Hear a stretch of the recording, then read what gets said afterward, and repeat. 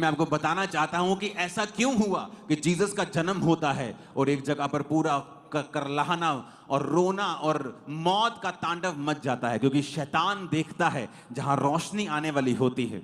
आपकी लाइफ में जब वो देखता है वो कोई बड़ा काम परमेश्वर करने वाले हैं। शैतान ने जब देखा कि जीसस क्राइस्ट का जन्म हुआ, अब इन्हीं इलाकों में साल्वेशन होगी, इन्हीं इलाकों में मुक्ति होगी, इन्हीं इलाकों में चंगाई होगी, इन इलाकों में लोग शैतान से छुड़ाए जाएंगे, उसने एक अनदर मैसेज देने की कोशिश की कि देखो जीसस का जन्म हुआ और सब तरफ रोना और करलाना और आंसू चल रहे हैं।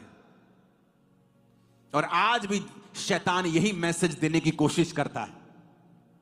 जब आप मसीह में चलने लगते हैं कोई घटना हो जाती है, आप मसीह में चलने लगते हैं मेरे बिजनेस को आग लगा दी, आप मसीह में चलने लगते हैं अचानक से एक बीमारी घेर लेती है, आप मसीह में चलने लगते हैं और वो भी तब जब आपको लगता है कि अब मुझे ये काम करना है, मैं तैयार हूं।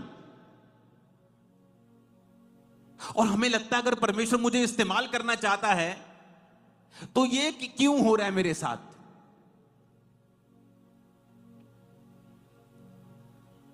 जब परमेश्वर ने 2007 में सेवकाई के लिए मुझे बुलाया तो मेरे सबसे बड़े तगड़े विरोधी पास्टर्स थे, मेरे अपने लोग। और मैं पूरी तरह से स्ट्रेस में अपनी लाइफ को बिताता था, क्योंकि हर रोज वो मुझ पे नया इल्जाम, नई चीजें लगाते थे। और जब ये सेवकाई शुरू हुई और मैं आगे अभी बढ़ना ही था, अभी सोच ही रहा था कि मीटिंग को स्टार्ट करें, मेरे को एक फीवर होता है, सबको हो सकता है, दवाई खाई ठीक हो जाएगा, 1 दिन 2 दिन, चलो 3 दिन, चलो 1 हफ्ता, चलो 15 दिन।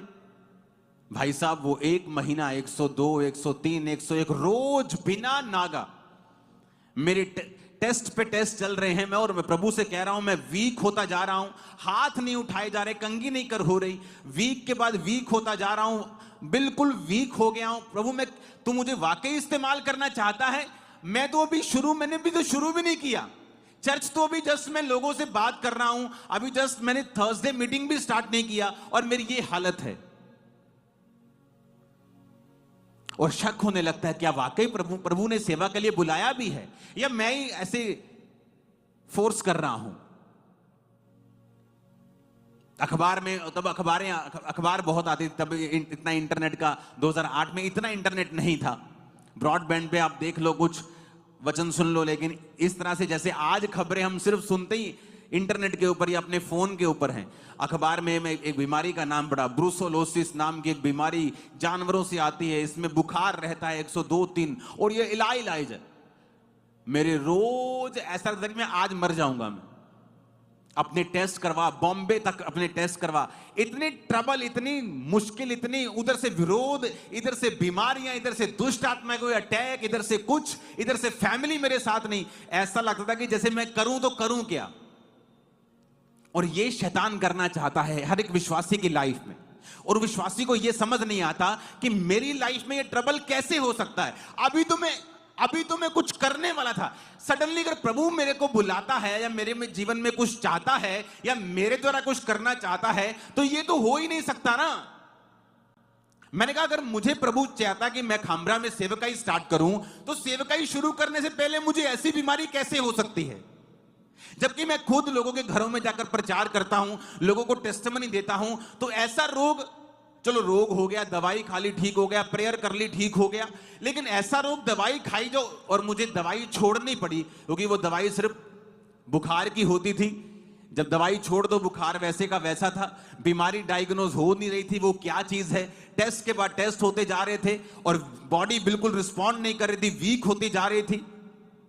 अब इमेजिन कर सकते हैं जब सेवकाई को शुरू किया तब मैं अत्यंत बीमारी की हालत में था, और मुझे यह भी मालूम है कि क्या यह चलेगी भी, लेकिन बाइबल कहती है विश्वास के बिना उसे प्रसन्न करना अनहोना है। आपने सुना था, मैंने सुना था भविष्यवाणियों के द्वारा कि खुदावन मुझे इस्तेमाल करेगा। मैंने सारे सरकमस्टेंसेस जो मेरे आसपास थे डिनाई कर दिया, बुखार डिनाई कर दिया, सब तकलीफें, सब मुश्किलें डिनाई कर दी और छोटी सी सेवकाई शुरू की 3 लोगों के साथ। प्रचारक कौन है? अंकुर नरोला। दरी बिछाने वाला कौन है? अंकुर नरूला। वॉलंटियर कौन है? अंकुर नरूला। चाय कौन बना रहा है? अंकुर नरूला। चाय बांट कौन रहा है? अंकुर नरूला। बिस्किट कौन बांट रहा है? अंकुर नरूला। मीटिंग खत्म, दरी उठा के पैक कौन कर रहा है? अंकुर नरूला। सफाई कौन कर रहा है? सब कुछ मैं ही था चर्च में, और मेरे सामने 3 लोग बैठते थे आगे, और मैं उन्हें इसी शिद्दत से बताता था परमेश्वर के बारे में। और जैसे जैसे बाय फेथ, मैंने खुदा को यह नहीं कहा पहले तो बीमारी खत्म कर, मैं तो माइक नहीं उठा सकता, मैं कैसे लोगों को प्रचार करूंगा।